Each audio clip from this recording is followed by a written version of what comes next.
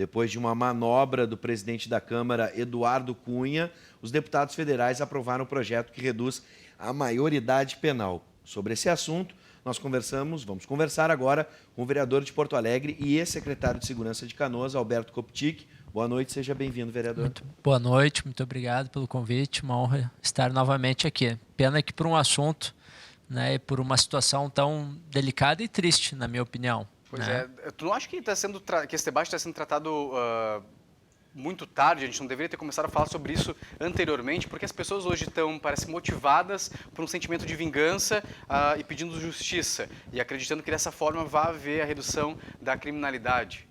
Exatamente. Aliás, não é a primeira vez, né, que nós estamos vendo a sociedade brasileira tratar o problema da violência de uma forma passional, né, sem talvez fazer o raciocínio que deveria fazer com calma, ouvindo especialistas, pensando com mais calma nas consequências desse tipo de medida, né? E eu lembro aqui 2 episódios muito famosos, né?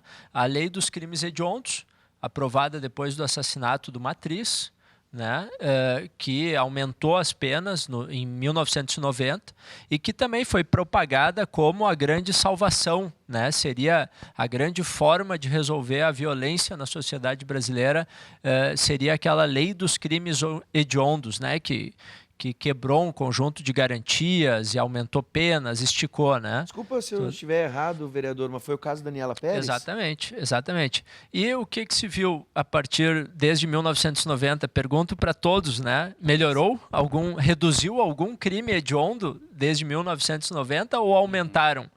Né? E um segundo caso é a nova lei de drogas de 2006, muito recente, que aumentou a pena para o tráfico de drogas, né? Foi muito comemorada de que agora sim ia se tratar com firmeza, e as consequências estão sendo catastróficas, né? O aumento, a aceleração do aumento do aprisionamento, inclusive fazendo as mulheres entrarem no crime, né? Para gerir a economia ali da droga, provocando várias consequências sociais, e mais uma vez a sociedade brasileira, né, também através dos seus políticos, através da mídia também, né, propagando um discurso de medo, de soluções simplistas e que muitas vezes acabam tendo a consequência inversa.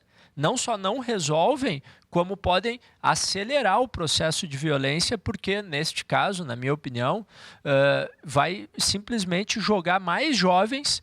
Nós estimamos aí em torno de pelo menos 40 mil jovens que passarão imediatamente, né, para o regime fechado e lá convivendo e tendo, porque essa é a realidade do sistema prisional, né, exatamente pela falta de uma discussão com calma, não há nenhum planejamento de recursos para presídio, melhoria de presídios e o crime organizado que comanda os nossos presídios, como vocês já noticiaram várias vezes, né? Essas grandes organizações são comandadas de dentro do presídio.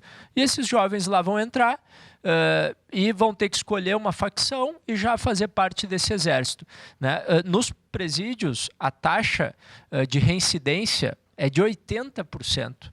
Né? De cada 10 presos que lá entram, 8 vão voltar a cometer um crime e voltar para o presídio. Sim. Enquanto que no sistema socioeducativo, essa taxa hoje ela está entre 20% a 30%. Né? Quer dizer, ali ainda se tem um espaço melhor de construir um outro caminho junto com a sociedade civil, ONGs, emprego, né? O encaminhamento do primeiro emprego. Então, o que nós estamos fazendo é retroceder, né, aquilo que se construiu em 88, de que nós iríamos construir uma sociedade, né, com paz através da efetivação de direitos e não através do aumento do direito penal. Né? O Brasil já é hoje, por causa desse tipo de mudança, o país, nos últimos 20 anos, o país que mais aumentou o número de presos do mundo e o número de homicídios também é o país que mais aumentou do mundo. Né? Se não me engano, foi 600%, não é isso? Exatamente. Um está alimentando o outro. O aumento da população prisional está aumentando, acelerando a dinâmica do crime. Né? Então, mesmo para aqueles que defendem a chamada linha dura, e eu respeito, né? Mas não há, mesmo para essas pessoas, eu não consigo compreender, né? Porque nós temos um sistema prisional absolutamente falido. né, se defendessem aqui a prisão como forma de conter o crime, mas eu tenho certeza que sabem que não é este sistema prisional.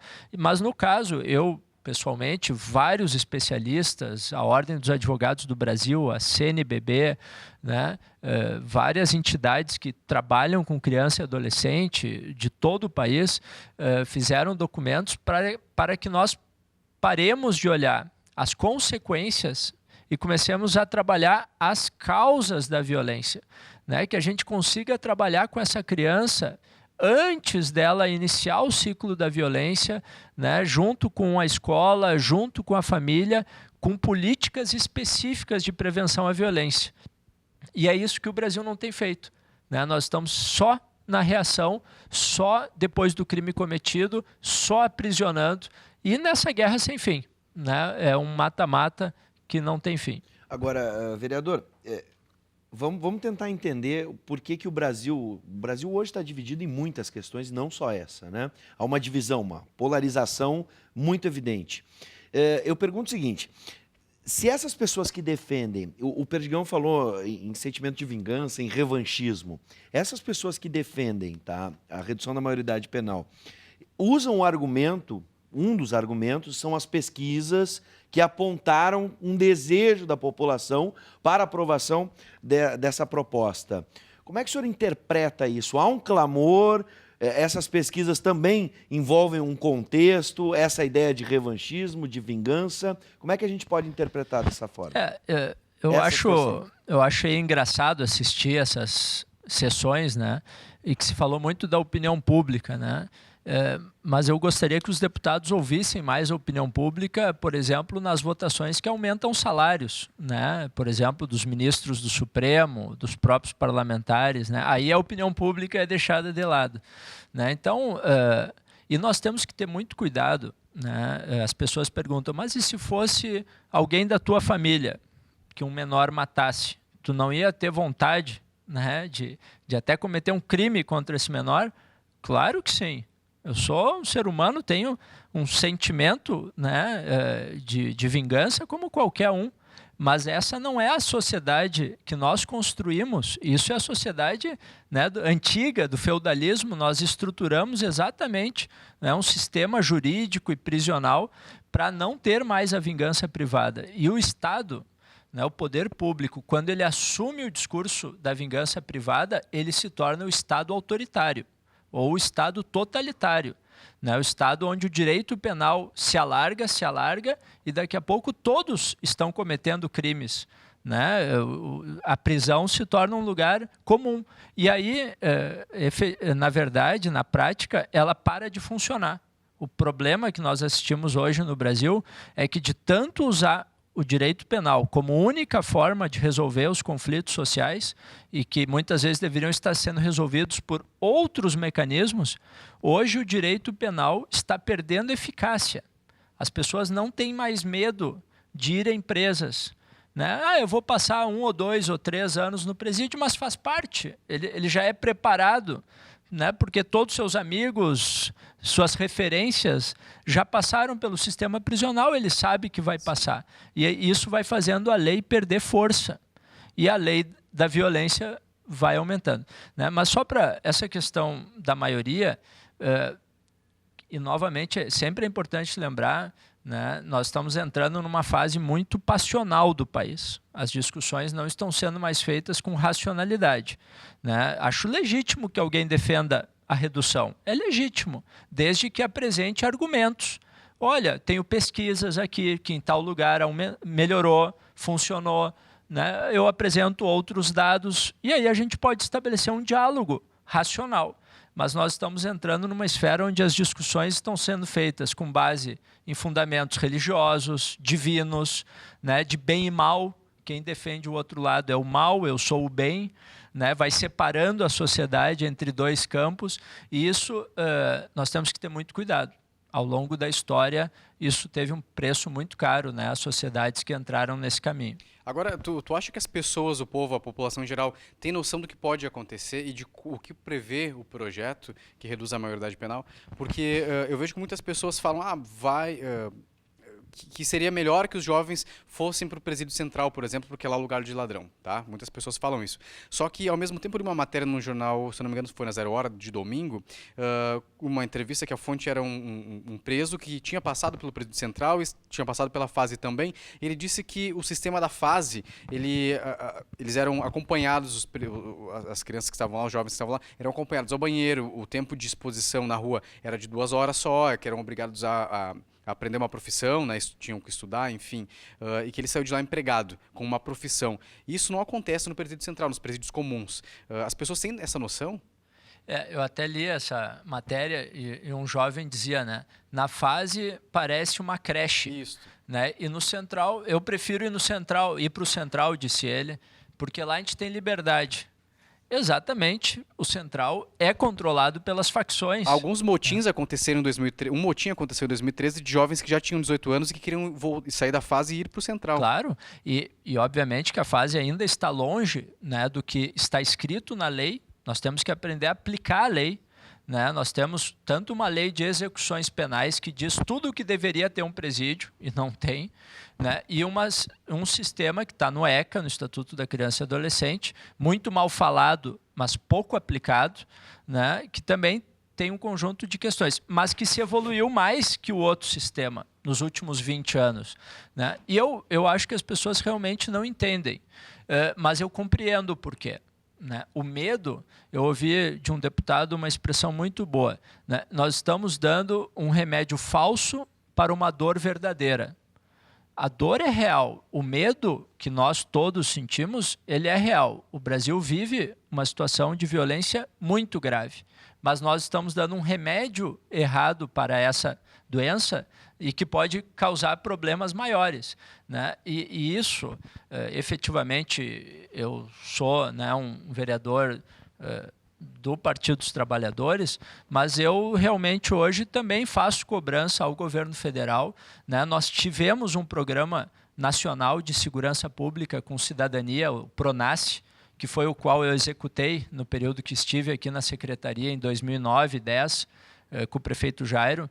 Foi o período da gestão do ministro Tarso, onde nós tivemos R$1,5 bilhão de reais ao ano para políticas de prevenção.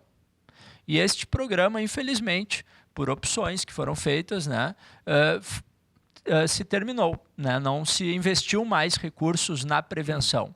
E isso faz com que hoje a sociedade já não acredite que é possível reduzir a violência valorizando a polícia, criando uma nova cultura de integração polícia e comunidade, né?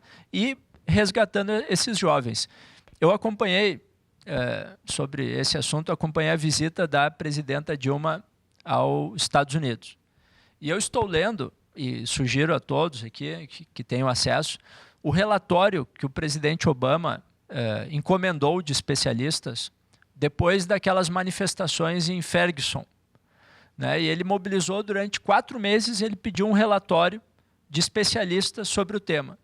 E o centro desse relatório é o seguinte: nossas polícias precisam ter mais qualidade no convívio com as comunidades e especialmente com a juventude de periferia. Sim. E não vê-las como inimigas. Então, nós temos que acabar com esse discurso da guerra e criar a aproximação. É isso que reduz a violência. Vereador, infelizmente nós estamos chegando ao final. O assunto é complexo, muito complexo, e eu vou fazer uma pergunta complexa. Temos apenas 2 minutos, eu sei que é cruel da minha parte fazer isso, mas eu peço o poder de síntese do vereador. Apenas para a gente ter uma ideia, por exemplo, a proposta do senador José Serra, que aumenta o tempo de internação de jovens infratores de 3 para 8 anos. Seria um meio termo? O que o vereador pensa? O que a gente poderia fazer para ter um meio termo entre esse anseio da população, esse medo da população e a realidade que vivemos hoje? Eu agradeço a oportunidade, né? E acho muito importante debatermos ao máximo isso. Eu acho que é importante, sim, discutir reformas, ajustes, né, na realidade que nós tínhamos em 88, 90 e agora. Mas desde que elas sejam acompanhadas por políticas e investimentos.